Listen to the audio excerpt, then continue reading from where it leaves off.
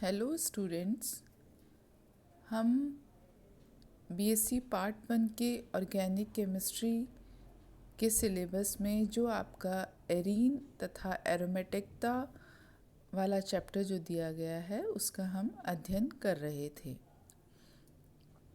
अभी तक हमने कुछ चीज़ें पढ़ी हैं जिसमें आपने उनकी कुछ प्रॉपर्टीज़ के बारे में पढ़ा।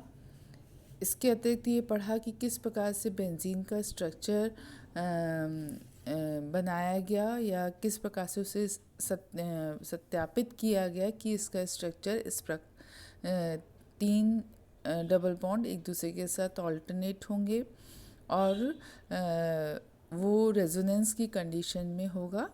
मतलब कि जो पाई इलेक्ट्रॉन्स हैं उनका एक तरह से क्लाउड बन जाएगा जो ऊपर और नीचे पी इलेक्ट्रॉन्स जो होते हैं, पी ऑर्बिटल्स जो व्यवस्थित होते हैं उसमें वो मूव 6 कार्बन एटम पर मूव करेंगे।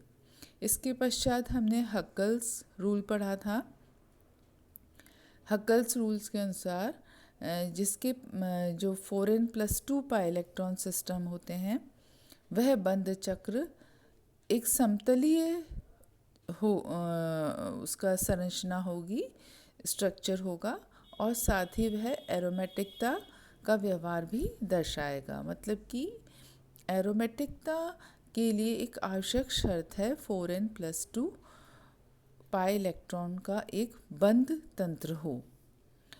इसके पश्चात हमने कुछ ऐसे आयंस देखे थे जिनके जैसे कि साइक्लोप्रोपीनियम धनायन, जिसमें कि 3 कार्बन एटम थे, साइक्लोप्रोपीन रिंग थी और अंदर पॉजिटिव चार्ज था, तो वहाँ आपने देखा कि वो 2 पाई सिस्टम था। इसी तरह से साइक्लोब्यूटेनियम लवण, ये भी एरोमेटिकता दर्शाता है। साइक्लोपेंटाडाइनाइल एनायन, ये भी एरोमेटिकता दर्शाता है। साइक्लोपेंटाडाइनाइड लवण, है ना, इसके बारे में हम सब पूर्व में बात कर चुके हैं। इसके पश्चात 6 मेंबर रिंग की बात करी थी कि जैसे पिरिडीन है वो भी विषम परमाणु, कार्बन के स्थान पर विषम परमाणु उपस्थित है, परंतु जो उसका नॉन बॉन्डिंग इलेक्ट्रॉन है वो वलय के बाहर होता है। वह 6 सदस्यीय वलय संरचना होने के कारण से एरोमेटिक प्रॉपर्टी बताता है, परंतु साथ में उसमें एक बेसिक प्रॉपर्टी भी दर्शाई जाती है। उसका कारण उस नाइट्रोजन के ऊपर उपस्थित लोन पेयर ऑफ इलेक्ट्रॉन है जिसे वो आसानी से डोनेट कर देता है। तो ये हो गया हमारा हकल्स नियम और उसके एप्लीकेशंस कौन कौन से हैं। इसके पश्चात अब हम जो इम्पोर्टेंट चीज़ करेंगे वो है एरोमेटिक इलेक्ट्रोफिलिक सब्स्टिट्यूशन। जैसा कि यदि आपसे एरोमेटिकता के बारे में पूछा जाता है तो आप उसमें कुछ पॉइंट्स को अवश्य ही लिखना, जिसमें कि सबसे पहले है कि समतल चक्रीय संरचना का होना, 4n+2 पाई बंध निकाय का होना और असाधारण स्थायित्व के कारण क्योंकि उसमें रेजोनेंस उपस्थित होता है उसमें एरोमेटिकता पाई जाती है। तो ये इसके एरोमेटिक यौगिकों के प्रमुख लक्षण हैं।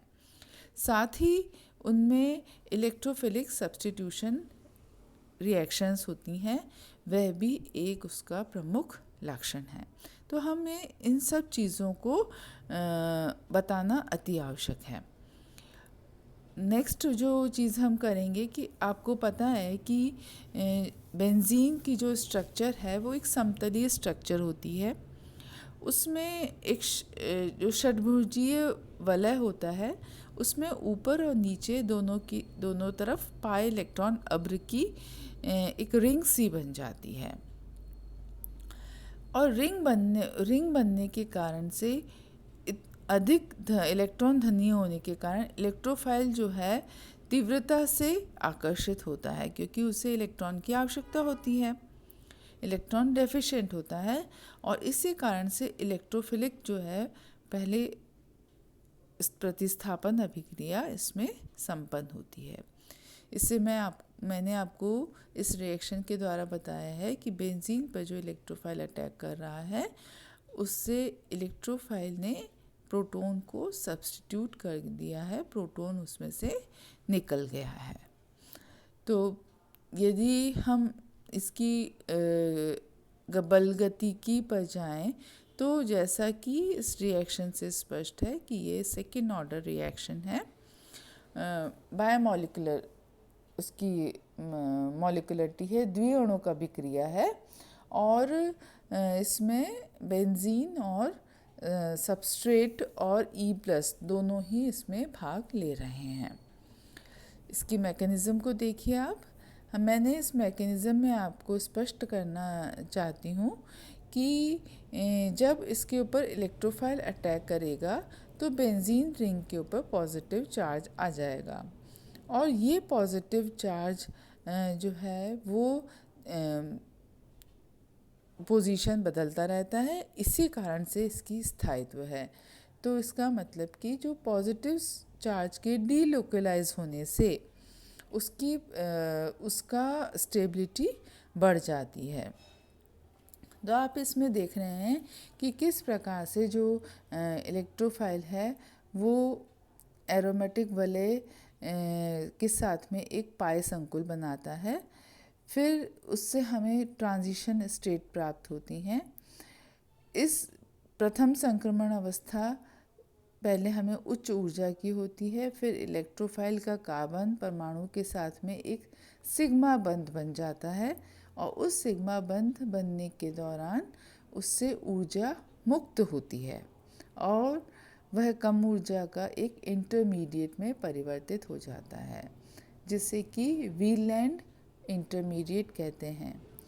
इसको सिग्मा कॉम्प्लेक्स या एरिनियम आयन के द्वारा भी जाना जाता है। ये वीलैंड इंटरमीडिएट जो है बनने का जो प्रोसेस है वो एक स्लो प्रोसेस है और यही कारण है कि ये रेट डिटर्मिनिंग स्टेप भी होता है। तो ये ध्यान रखिएगा कि रेट डिटर्मिनिंग स्टेप है the formation of the Wheland intermediate from the benzene and electrophile. ये हमारा हो गया इंटरमीडिएट बन गया। इस मध्यवर्ती यौगिक में अनुनाद पाया जाता है, जो कि मैंने अंदर आपको डॉटेड लाइन से भी बता रखा है। तो इस प्रकार से उसका स्थायीकरण बढ़ जाता है। अब यदि इस संकुल पर कोई ऋणायन का योग होता है तो इलेक्ट्रोफिलिक एडिशन रिएक्शन होती है, ठीक है, क्योंकि पॉजिटिव चार्ज बेंजीन रिंग के अंदर है। लेकिन ऐसा यदि होता है तो उसमें एरोमेटिकता समाप्त हो जाती है और उसका स्थायित्व भी कम हो जाता है। इसलिए वीलैंड इंटरमीडिएट अपना एक प्रोटॉन खोकर सब्स्टिट्यूशन प्रोडक्ट बनाता है, जिसमें कि एरोमेटिकता भी बनी रहती है। तो ये हो गया हमारा एरोमेटिक इलेक्ट्रोफिलिक सब्स्टिट्यूशन का क्या मैकेनिज़्म है वो। तो इसमें जो दो स्टेप हो गए, एक तो वीलैंड इंटरमीडिएट का बनना और दूसरा loss of proton to give the substituted product. अब हम फर्स्ट जो आपका दे रखा है नाइट्रेशन, इलेक्ट्रोफिलिक सब्स्टिट्यूशन रिएक्शन, जो कि कैरेक्टरिस्टिक प्रॉपर्टी है एरोमेटिक कंपाउंड्स की, उसमें हम सबसे पहले लेंगे नाइट्रेशन। नाइट्रेशन जो है मतलब कि the hydrogen of the aromatic ring is replaced by nitro group. तो इस प्रोसेस के लिए जो नाइट्रीकरण के लिए जो पदार्थ काम में लिया जाता है उसे कहते हैं नाइट्रीकारक मिक्सचर या नाइट्रेटिंग मिक्सचर। इसमें हम नाइट्रिक एसिड और सल्फ्यूरिक एसिड सांद्र दोनों का मिश्रण लिया जाता है और कुछ सक्रिय एरोमेटिक यौगिक जैसे कि फिनॉल आदि, तो उनके लिए तो केवल सांद्र नाइट्रिक एसिड ही पर्याप्त होता है। कभी कभी यहाँ तक कि तनु के साथ भी रिएक्शन हो जाती है, परंतु जो कुछ निष्क्रिय एरोमेटिक यौगिक होते हैं उन केसेस में हमें नाइट्रेटिंग मिक्सचर का काम में लेना पड़ता है।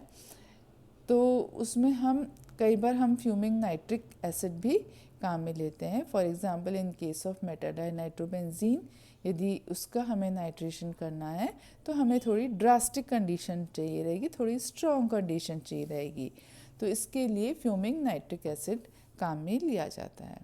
तो सबसे पहले नाइट्रेशन के लिए जो नाइट्रिक एसिड और सल्फ्यूरिक एसिड की रिएक्शन हो रही है उसमें आप देख रहे हैं कि HOHNO2 जिसमें कि ऑक्सीजन के ऊपर पॉजिटिव चार्ज है और ये बाद में डिसोसिएट होकर वाटर और नाइट्रोनियम आयन में कन्वर्ट हो जाता है। और ये नाइट्रोनियम आयन जो है वो बेंजीन रिंग पर अटैक करता है वापस से। दिस इज़ मतलब बायोमोलिकुलर रिएक्शन, बायोमोलिकुलरिटी, और फिर इससे व्हीलेंट इंटरमीडिएट बनता है। ये व्हीलेंट इंटरमीडिएट प्रोटॉन को त्याग कर नाइट्रोबेंजीन में कन्वर्ट हो जाता है। तो ये हो गया हमारा the formation of the nitrobenzene from the benzene. फिर इसमें भी कई प्रोसेस हैं कि यदि सांद्र नाइट्रिक एसिड से तो नाइट्रीकरण होता है, परंतु यदि हम डाइल्यूट एसिड कुछ में काम में लेते हैं तो वहाँ नाइट्रोसोनेशन होता है। नाइट्रोसोनेशन मतलब कि NO प्लस का अटैक होता है और फिनॉल के केस में नाइट्रोसोनेशन होने से नाइट्रोसोनियम आयन प्राप्त होता है और अल्टीमेटली हमें पैरानाइट्रोफिनॉल की प्राप्ति होती है। तो वो चूँकि फिनॉल जो है एक्टिव मॉलिक्यूल है, उसके लिए ज़्यादा ड्रास्टिक कंडीशन नहीं चाहिए, तो ऐसी स्थिति में हमें पैरानाइट्रोफिनॉल प्राप्त होता है। तो ये बात हो गई नाइट्रेशन की। अब दूसरा लेंगे हम हेलोजिनेशन। जब बेंजीन के ऊपर हाइड्रोजन का रिप्लेसमेंट किसी हेलोजन परमाणु से होता है तो ये जो प्रोसेस है वो कहलाता है हेलोजिनेशन या हेलोजनीकरण। अब वापस से इसमें बात आती है कि हेलोजन को जो कैरी करने वाले यौगिक होते हैं वो किस प्रकार के होते हैं। तो सबसे पहले ये देखा गया कि बेंजीन की रिएक्शन यदि क्लोरीन के साथ in the presence of iron चूर्ण, आयरन डस्ट या चूर्ण की उपस्थिति में कराई जाए तो हमारे पास में क्लोरीनेशन हो जाता है यदि हम Cl2 काम में ले रहे हैं और क्लोरोबेंजीन प्राप्त होती है। वापस से इसकी जो काइनेटिक्स है वो ये बोलती है कि जो रेट ऑफ रिएक्शन है it depends upon the benzene. दूसरा जो हम हेलोजन को अटैक कराने के लिए जो काम में ले रहे हैं Fe(X3) और X2, ये भी इसके एक्टिव पार्टिसिपेंट होंगे। तो इस तरह से जो है वाहक भी योगदान दे रहा है। तो सबसे पहला जो स्टेप होगा इसमें वो लिखा है मैंने, Fe(X3) जो है वो हेलोजन X या X2 से रिएक्ट करता है और Fe(X3) जो है उसके ऊपर पार्शली नेगेटिव चार्ज आ जाता है और हेलोजन के ऊपर पार्शली पॉजिटिव चार्ज आ जाता है, तो जिससे कि Fe(X4) प्लस X प्लस बनता है, मतलब कि हेलोजीनियम आयन बनता है। और यही जो है हेलीनियम आयन जो है वही आगे बेंजीन के ऊपर अटैक करता है, जिससे हमें व्हीलेंट इंटरमीडिएट मिलता है और फिर अल्टीमेटली हमें हेलोबेंजीन प्राप्त होती है फ्रॉम द इलेक्ट्रोफिलिक सब्स्टिट्यूशन। तो ये हमारा जो है इसका मैकेनिज्म हुआ।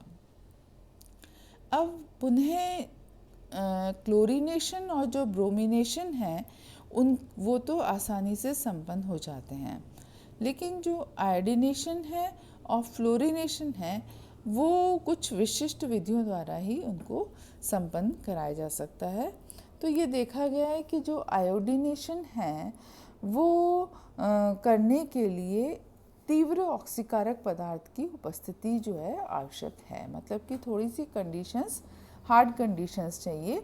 तो benzene in the presence of nitric acid iodine के साथ क्रिया करके आयोडोबेंजीन बनाता है। तो हमारा वापस से मैं एक बार रिपीट करूँगी इसे कि हेलोजिनेशन में क्लोरीनेशन एंड ब्रोमिनेशन तो पॉसिबल है, परंतु आयोडीनेशन के लिए हमें in the presence of nitric acid reaction करानी पड़ती है। और यहाँ मैंने HNO2 लिखा है, इसे HNO3 लीजिएगा कि नाइट्रिक एसिड की उपस्थिति में होती है। इसी तरह से जो फ्लोरिनेशन कराने के लिए हमें दूसरा प्रोसेस काम में लेना पड़ता है, जिसमें कि हम बेंजीन डायज़ोनियम क्लोराइड की रिएक्शन जो है वो कराते हैं HbF4 से। तो इसकी रिएक्शन मैं आपको नेक्स्ट स्लाइड में बताऊंगी। तो आप जो है इसके कंटिन्यूशन में नेक्स्ट वीडियो में इसको पढ़ेंगे।